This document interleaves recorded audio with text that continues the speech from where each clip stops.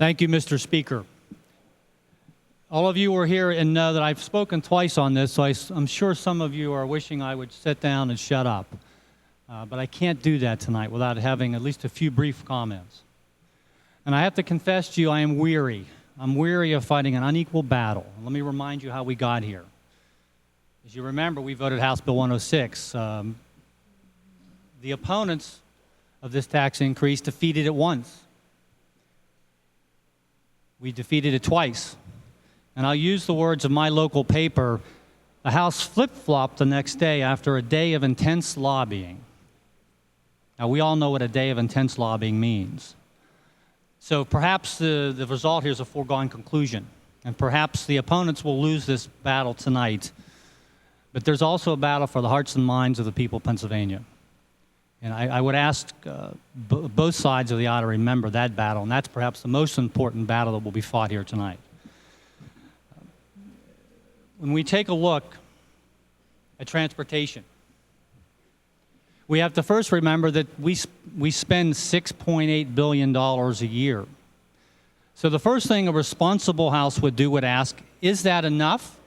How are we spending that, and do we need to spend more?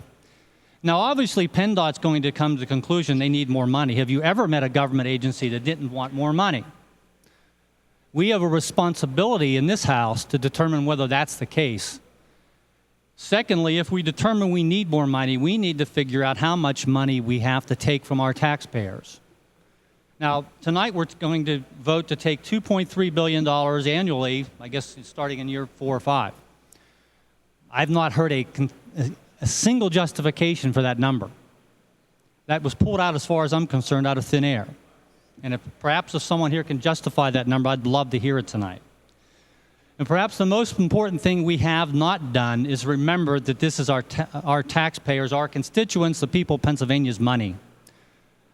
There's a cost for that $2.3 billion coming out of their hands. That means that's $2.3 billion a year they won't have to spend, to invest, to save. So when we consider the so-called economic benefits of this bill, we must consider that cost as well. It's interesting to me, and it may surprise some of you, that I've never thought my vote on this bill was primarily about transportation. I frankly don't know for sure if we need to spend more money because I've not seen it justified.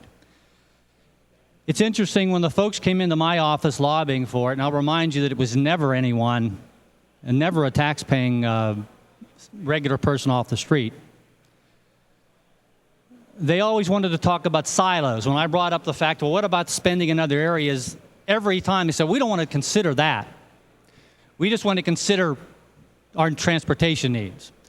And I would remind those here that are concerned about spending restraint, that's a recipe for ever-increasing spending, because the next time it'll be another issue.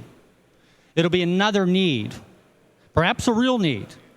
And if we restrict ourselves to just determining, do we have a need to spend more money and just tax our people to do it, we will never control spending. We will never decrease our spending, because it's cooked at that point.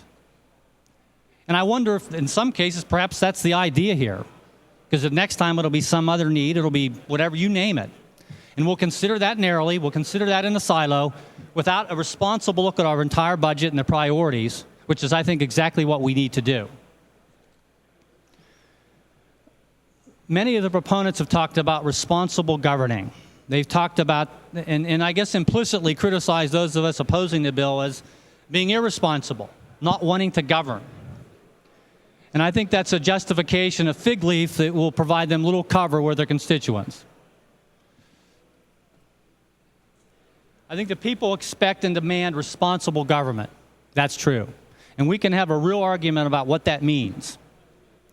I think it means we look at our revenues, we look at our expenses, and we do everything possible to meet our needs within those revenues.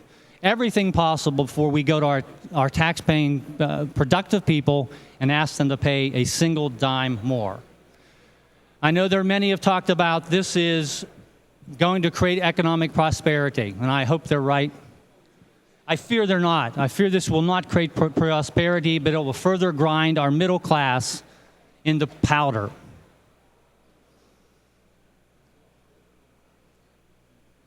I would ask all of us to consider tonight what we're doing before we do it, and I still think there is chance. I think this is close, and perhaps the opponents still have enough strength to defeat this attempt to tax our people. The proponents, and you're being asked tonight not to be responsible. This is not the politics of responsibility. In my view, the proponents are advancing the politics of plunder and pillage. Thank you.